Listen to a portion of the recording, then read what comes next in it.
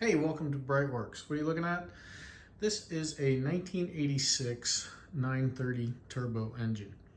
And, I was looking around out there and didn't really see a good explanation of why is the turbo so special. So if you've been following my channel, you know that I absolutely adore these engines. But there's a couple things that are different between this and the 911 SC and the 911 Carrera.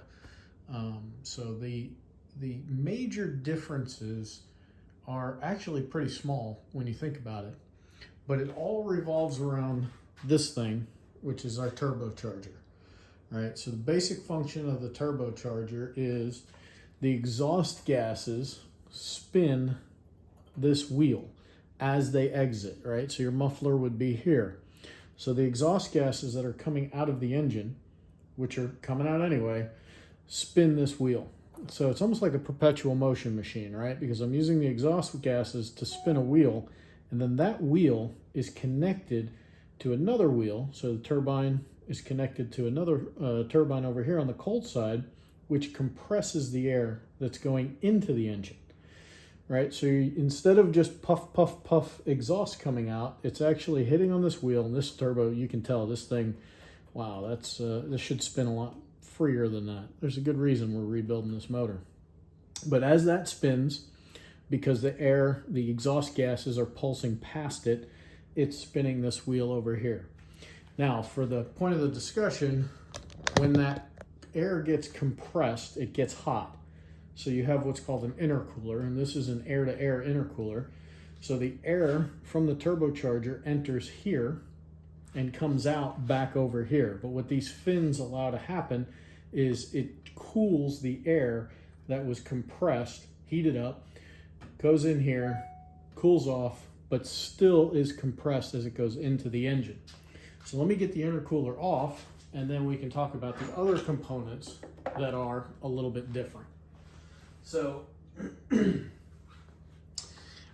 not really sure if we're better calling this a 911 SC style of an engine, or is it the predecessor to the Carrera?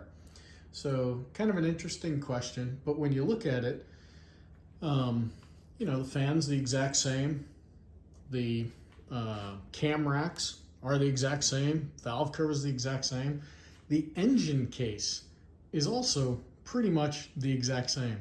Now the turbo was probably a little bit beefier engine case than your SC, but your 3.2 case has all of the strengthening that was done to the turbo case. So really, engine case wasn't it either. And as you kind of come around, you look at the engine, you say, okay, my turbocharger compresses the air, comes up through here, and then it goes through a throttle body. Well, that throttle body is very similar to the throttle body that's on an SC, right? Or on a Carrera. You just have a throttle body that opens up, lets air go into the engine. So what are the major differences? Well, it's this whole turbocharging contraption. You still have CIS. Porsche used CIS on the turbo motors up until, I think, 1989. And I may be wrong about that. They might have even used it in the 964 versions, or the early ones. But much like the SC, you have an auxiliary air valve. You have a warm-up regulator, right? So very, very much the same. But when you come around here to the back of the engine, kind of see, hey, I've got my same throttle plate, got my same breather.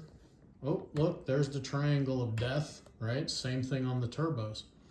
So as far as the base of the long block being much different, it's really not that much different.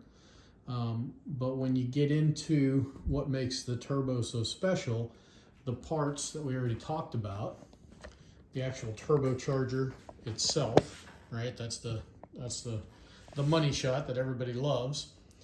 But we suck in air through the air filter, and the difference between this CIS fuel distributor and the SC is really that this one goes down, the SC one goes up.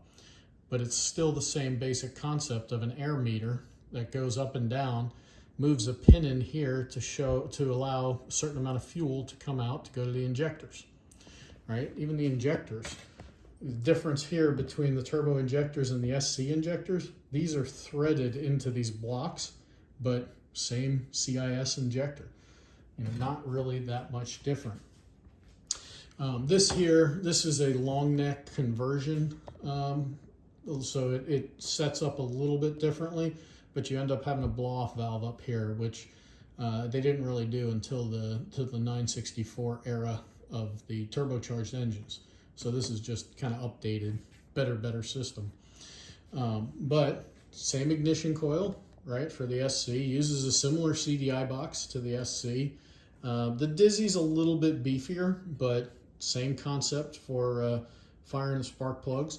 Same spark plug wires, right? Now this is an 86, so it's got a little bit more electronics on it. It's got a frequency valve back there. It's got a throttle position sensor.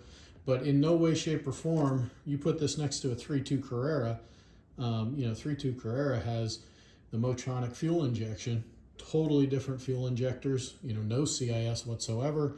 Kind of about the only common thing in the fuel injection with the Motronic system on the 3.2s is you're still going to have a throttle body that opens and closes. So still pretty close to where the SC is. Another part that's a little bit different is that at the back of the 1 through 3 camshaft, you have what's called a scavenge pump, right? So this scavenge line runs all the way down to the turbocharger. And what happens is you get oil coming in at the top of the turbocharger, comes out the bottom, and then it comes through this scavenge line as this pump is pumping it, and then eventually this line here leads back to your oil tank. So that's a little bit different because you have that on the back of the 1 through 3 cam. But this concept, no different than driving an MFI pump off the back of the cam, or even some of the air pump stuff that Porsche experimented with over time. Now the one really cool part is this guy right here. This is called a wastegate. And this was a Porsche invention. If you read the propaganda at the Porsche Museum, Porsche invented this. So the whole idea of turbocharging an engine was kind of Mercedes with the diesels, right? But the problem was they couldn't control how much pressure the turbo was making. And what the wastegate allows you to do is you put a spring inside of that, and that spring will open based on the pressure signal that's coming from the intercooler, right? So it'll force that spring to open, and it almost looks like a little exhaust valve in there, which it kind of is, because what it does is that pipe down there bleeds off exhaust. So instead of it coming through the turbocharger, it ends up coming through the very bottom of the wastegate and out this little tiny muffler. So you're basically diverting the exhaust away from the turbocharger. That was a pretty important invention because a gas motor is nowhere near as beefy as a diesel motor. You could spin this thing and the diesel motor would put up with whatever you gave it, whereas the gas motor said, hey, I really don't want more than maybe 1 bar, at least way back when. Nowadays you got guys running crazy stuff, but the internals of the engine are kind of limited right around 1, maybe 1.2 bar. 1.2 would be pretty healthy, probably a 100-hour motor. 0.9 bar, this thing will go for another 40,000 miles easy. Now, what did they do internally? Well, you got bigger rods. Your compression ratio is much lower with the pistons that are in there. I think the stock compression ratio was like 7.2 to 1. And we'll take this guy up to at least 7.5, if not 8. We'll see. This is going to be a BTR clone, so we'll see what he comes up to. But on a normally aspirated engine, you had some early SCs that were 8.5 to 1 compression ratio. And then you get into your 10.2 to 1, 9.5 to 1, depending on if it's a US model or a rest of world model on the Carreras. So much lower static compression ratio in these engines. Dynamically, it's going to be a lot higher because you're putting 15 psi or 14, 13 psi of boost on top of it. But really, when you look at this thing and you kind of boil it down, you go, well, what's so different about this from an SC? You know, this was an evolution. This was not a brand new clean sheet. It's an evolution. So your intake manifold, it's called the pancake manifold because it's flat, but that's because you have that gigantic intercooler that has to live up here. A lot of guys have changed out to a 3.2 intake manifold, but this guy will flow plenty of horsepower for what this fuel head can provide. So really, you know, what you're looking at here is an evolution of a fantastic engine that was developed in the early 60s, mid 60s. You know, here we are. This one would be 20 something years later. So again, it's an evolutionary thing. It's not revolutionary, but everything on here, you're using the same oil pressure sensor. You're using the same engine temp sensor. So kind of neat when you look at, and people say, oh, well, the 930 turbo, what an amazing engine. Yeah, well, you know, it's an aluminum case. That's why I'm starting with SC and not going all the way back to the 2.7 stuff. I think there was a mag case turbo, but probably didn't last very long. So the aluminum case, more rigidity, so it could kind of stand up to the abuse of making more power per liter.